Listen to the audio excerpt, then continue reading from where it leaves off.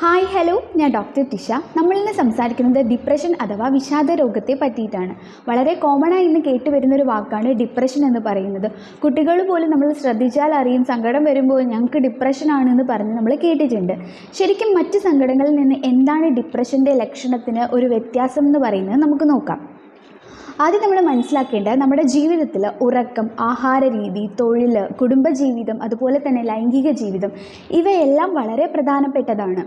നമ്മുടെ കൂടെ ഉണ്ടായിരുന്നവർ നമ്മിൽ നിന്ന് അകന്നു പോവുക, ജോലി നഷ്ടമാകുക, സാമ്പത്തികമായിട്ട് എന്തെങ്കിലുമൊക്കെ ബുദ്ധിമുട്ട് നേരിടുക, അതുപോലെ തന്നെ മനസ്സിനെ അലട്ടുന്ന എന്തെങ്കിലും തിക്തമായ അനുഭവങ്ങൾ ഉണ്ടാവുക. സ്ത്രീകൾ കാണുന്നുണ്ടെങ്കിൽ മെനോപ്പസ് സ്റ്റേജിൽ ഒരു ഹോർമോണൽ ഇഷ്യൂസ് കൊണ്ട് നമുക്ക് ഇതുപോലത്തുള്ള ബുദ്ധിമുട്ട് നേരിടേണ്ടി വരും.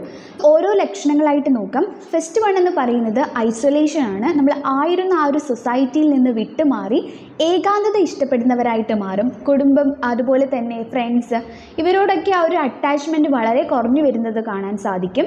എപ്പോഴും നെഗറ്റീവ് തോട്ട്സ് നമ്മുടെ മനസ്സിലേക്ക് ഇടയ്ക്കിടയ്ക്ക് കടന്നുകൂടാനും ചാൻസ് ഉണ്ട്.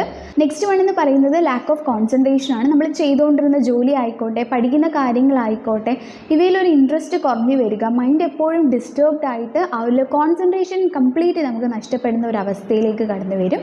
മറ്റൊന്നത് പറയുന്നത് സ്ലീപ്പാണ്. ഉറങ്ങാൻ കഴിയാതെ വരിക, ഉറക്കത്തിൽ നിന്ന് ഇടയ്ക്കിടയ്ക്ക് ഞെട്ടി എണീക്കുക, ഉറങ്ങാൻ കിടക്കുമ്പോഴത്തേക്കും മോശമായ അല്ലെങ്കിൽ നെഗറ്റീവായിട്ടുള്ള തോട്ട്സ് മനസ്സിലേക്ക് കടന്നു വരിക, ഇതൊക്കെ നമുക്ക് ശ്രദ്ധിച്ചാൽ മനസ്സിലാക്കാൻ പറ്റും. ലോസ് ഓഫ് അപ്പറ്റീറ്റ് ആണ് നെക്സ്റ്റ് വൺ എന്ന് പറയുന്നത്. നമ്മൾ ഇഷ്ടപ്പെട്ട് കഴിച്ചുകൊണ്ടിരുന്ന ആഹാരം പോലും നമ്മൾ വെറുത്തു പോവുക, ആഹാരത്തോടൊരു വെറുപ്പ് ഉണ്ടായി വരും. അതുകൊണ്ട് തന്നെ നമുക്ക് വെയിറ്റ് ലോസ് അവിടെ സംഭവിക്കും. നല്ല രീതിയിൽ നമ്മുടെ ശരീരം മെലിഞ്ഞ് ആഹാരത്തോട് പോലും നമുക്ക് താല്പര്യമില്ലാണ്ട് നമ്മൾ മെലിഞ്ഞു പോകുന്നൊരു അവസ്ഥ കണ്ടുവരാറുണ്ട്.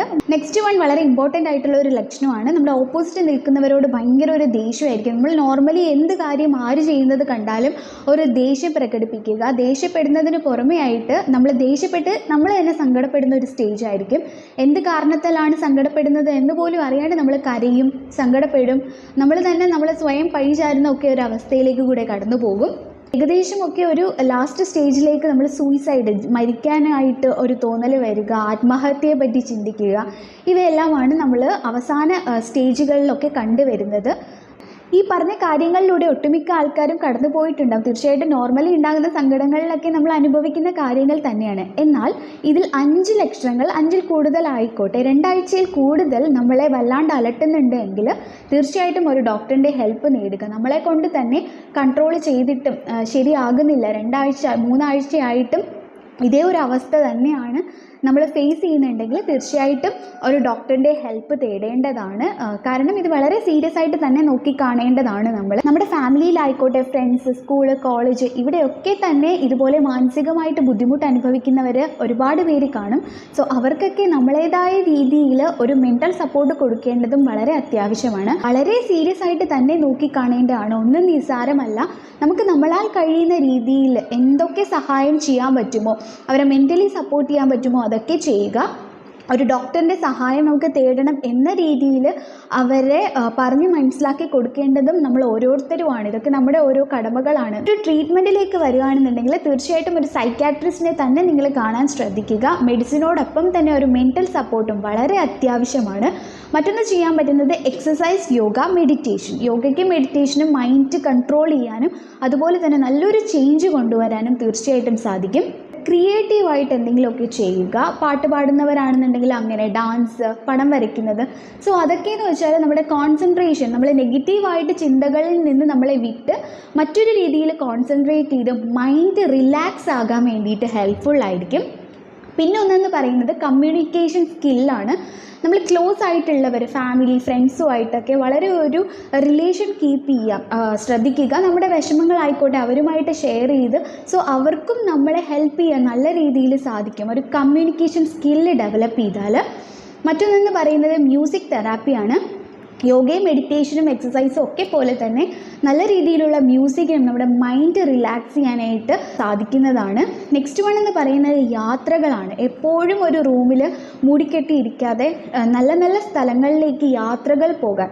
ഒരുപാട് ദൂരം വേണമെന്നില്ല, വളരെ അടുത്ത് തന്നെ മൈൻഡ് റിലാക്സ് ചെയ്യുന്ന രീതിയിലുള്ള യാത്രകൾ വളരെ യൂസ്ഫുൾ ആയിരിക്കും. പോസിറ്റീവായിട്ടുള്ള തോട്ട്സ് നമ്മുടെ റൂമിൽ ഹാങ് ചെയ്ത് വെക്കുക, പോസിറ്റീവായിട്ടുള്ള തോട്ട്സ് എഴുതി വെക്കുക. ഇതൊക്കെയെന്ന് പറയുന്നത് നമ്മുടെ മൈൻഡ് നമ്മളെ സെൽഫ് മോട്ടിവേറ്റ് ചെയ്യാനും ആ ഒരു മൈൻഡിനെ കൺട്രോൾ ചെയ്ത് റിലാക്സ് ചെയ്ത് കൊണ്ടുവരാനും വളരെ ഹെൽപ്ഫുള്ളായിരിക്കും ഇത്തരം പോസിറ്റീവ് തോട്ട്സ് നമ്മൾ ഇടയ്ക്കിടയ്ക്ക് കാണുന്നത് കൊണ്ട്. സോ ഇതൊക്കെയാണ് നമുക്ക് ചെയ്യാൻ പറ്റുന്നത്. എങ്കിലും ഒരു ഡോക്ടറിൻ്റെ സഹായത്തോടു കൂടി മെൻ്റൽ സപ്പോർട്ടും മെഡിസിനും എടുക്കേണ്ടത് അത്യാവശ്യമാണ്. ഫസ്റ്റ് സ്റ്റേജിൽ നമുക്ക് തന്നെ അതൊക്കെ ചേഞ്ച് ചെയ്ത് കൊണ്ടുവരാൻ സാധിക്കും. സ്റ്റേജ് കൂടുന്തോറും വളരെ കോംപ്ലിക്കേറ്റഡ് ആകും. സോ വളരെ സീരിയസ് ആയിട്ട് തന്നെ എടുക്കുക. ആഹാര രീതിയുടെ ഒരു വീഡിയോ ചെയ്യുന്നതായിരിക്കും. ബ്രെയിനിന് സപ്പോർട്ടീവായിട്ട് എന്തൊക്കെ ആഹാരങ്ങളാണ് പ്രത്യേകം ശ്രദ്ധിക്കേണ്ടതെന്നൊക്കെ നമ്മൾ മറ്റൊരു വീഡിയോ ഉടനെ തന്നെ ചെയ്യുന്നതായിരിക്കും. ശാരീരികമായിട്ടുള്ള ആരോഗ്യം പോലെ തന്നെ നമുക്ക് ഇമ്പോർട്ടൻ്റ് ആണ് മാനസികമായിട്ടുള്ള ആരോഗ്യം എന്ന് പറയുന്നത്. സോ വീഡിയോ ഇഷ്ടപ്പെട്ടാൽ ലൈക്ക് ചെയ്യുക, സബ്സ്ക്രൈബ് ചെയ്യുക. Thank you.